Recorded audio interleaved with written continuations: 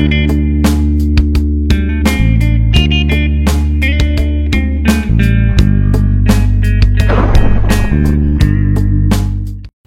what's up guys? Silver Slayer, welcome back for part 3 of the complete guide to silver stacking. Today we're going to go a little deeper into this series. Part 1 we talked about terms, just types of stackers. Part 2 we went a little deeper into things, talking about different ways to stack, why, how selling your silver, buying your silver, best places to buy and sell, and timing and all that. In part 3 we're going to be talking about diversifying your stack, talk a little bit about the gold to silver ratio and ways you can flip or hold your stack, the difference between stack and hold stackers versus stack and flip stackers. So first, when we're talking about diversifying, it's always good to diversify within yourself for any type of investment, only for security reasons. You don't want to have all your eggs in one basket, and buy all bullion, because then your stack is only depending on spot price.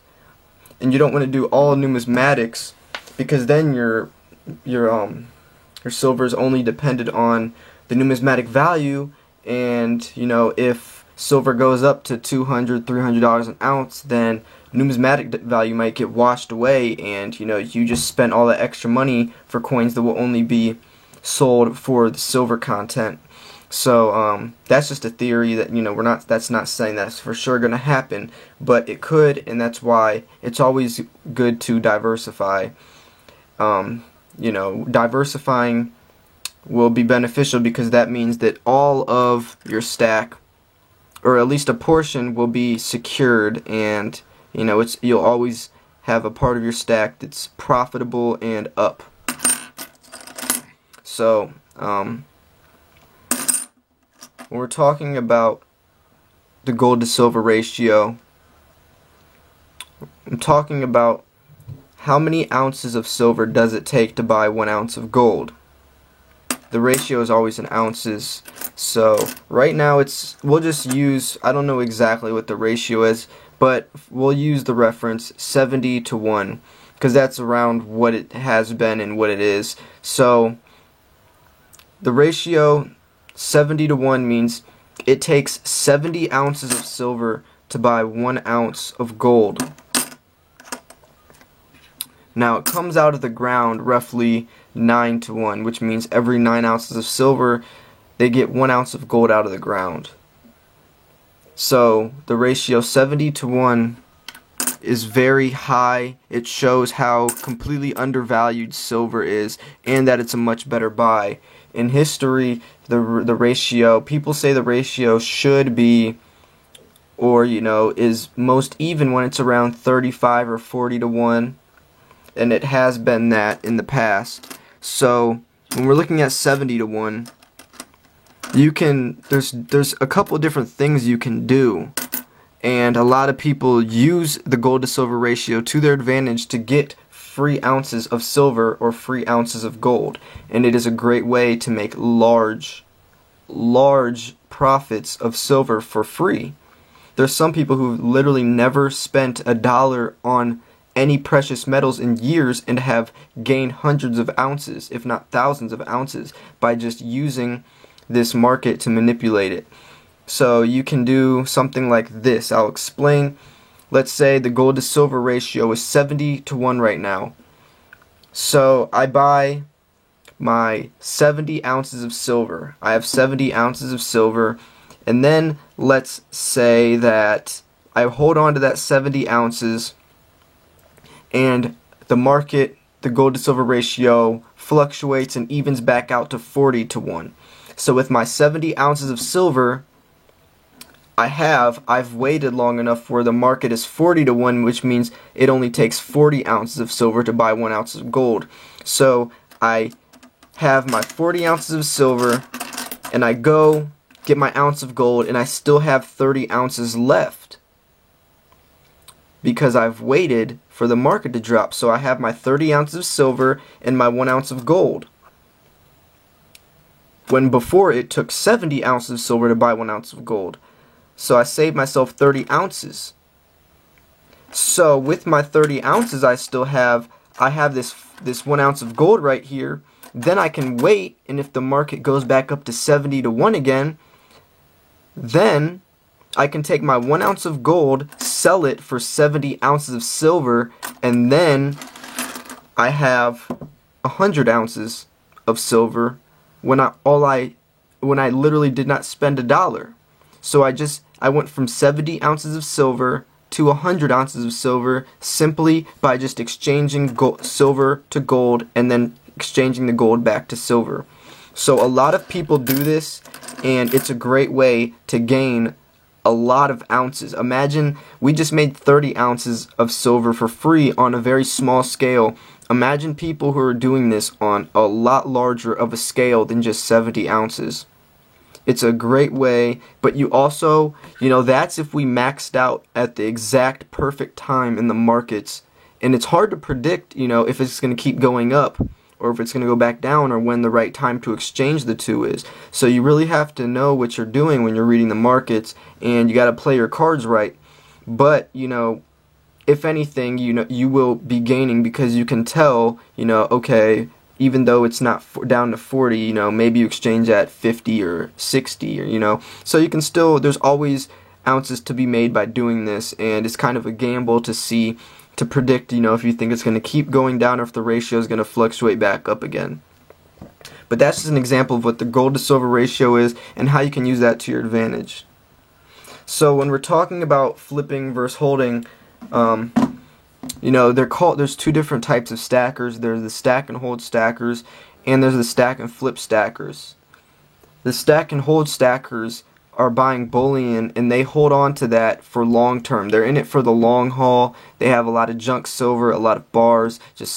They just want to buy the chunk of silver for the weight, and they're relying on silver to just increase in value, in 10 to 15 years, or maybe they think it's sooner. But their bet is that they just want to buy it as cheap as possible. They think silver is silver, and they're going to hold on to it and sell it as it increases in profit in the future. But then there is the stack and flip stacker, which are people who look for specific coins with numismatic value, graded coins, any type of coin, maybe in a series. They'll collect the Lunar Series, or America the Beautifuls, or the Wildlife Series, or anything like that, and they buy it for really cheap when the coin first comes out, and then they'll hold on to it for about 2 to 3 years, maybe 4 years, until it doubles or triples in value, and then they'll resell that coin, and with the profits they will take and invest into other coins. So it's a rinse and repeat cycle where they're never spending more money on silver out of their pocket. They're always using the profits they've made from their first investment they put in years ago. So that's a great way to get free silver as well without using the gold to silver ratio. You can be a flipper and never have to pay for silver in your life because you're just rinsing and repeating this cycle of profits and reinvesting it and waiting for that to become a profit, resell that, and it's another great way. See, there's pros and cons to both, like I explained a little bit earlier with, if your stack goes down, like with a stack and hold stacker, with a bullion stacker, if spot price goes down, so does your stack, and that you can lose a lot of money that way. Imagine if you bought in at $18 an ounce and silver goes down to $5 an ounce. You've just lost yourself a lot of money. Now, who's to say it's going to stay that low? But you're basing your stack off of what spot price does, and with a collector with more numismatic coins, no matter what spot price does, those coins will hold its value, so there's a little bit of security there. So it just really depends on what you're comfortable with, and that's why I think it's good to diversify, because if I have a little bit of both, I have my bullion stack where I get coins, I get a lot of my silver for cheap. My dollar over spot is really low. I have a lot of weight. I have a nice foundation, but I also have some coins that I can flip on the side and make some free ounces as well and reinvest. So if you can, kind of balance both sides of this, it can be very, very beneficial, where you can be getting a lot of ounces for very cheap, especially including eBay bucks and all that types of stuff as well. You know, you can be getting great prices, you can be getting free ounces basically, but you also can be, you know, having this nice solid foundation of your weight with eagles and bars as well and junk. So, and it's really fun to do it that way. A lot of people get bored of only buying eagles all the time. You know, it's nice to switch it up. It's nice to find some more collector coins and find coins that are rare and, you know, have lower mintage numbers. So there's benefits to both, but I feel like the most beneficial thing to do is diversify into both. I even made a poll video asking people what the majority of their stack is and what type of stacker they are, and I forget the exact numbers, but I know the majority of people are a little bit of both. They diversify into both categories, and it was pretty interesting to see you know, the feedback and the thought behind the people who are only bullion stackers and the people that are only numismatic stackers, because they both had really relevant arguments, and it just shows you that nobody's right or wrong. It's all personal preference. But in my opinion, like I said, I'm not a stacking expert. I'm just going off of my experience and what I've gathered. I think it's best to diversify. But if you're only a bullion stacker and you only buy, you know, generics and just get it because you feel silver is silver and anything after that is just a stamp that you're paying for, then that's up to you. I'm not saying you're right or wrong. There's no right or wrong way. It's all personal preference. But I'm just looking at the reality of certain benefits, certain pros and cons that can come out of both sides. So I hope you guys enjoyed this video. I wanted to keep it a little shorter because I posted another video today as well. So make sure you guys check that out as well. Make sure to like this video and subscribe for more videos like this. I will be posting part 4 of this series tomorrow to wrap it up. Make sure you guys check out this entire series.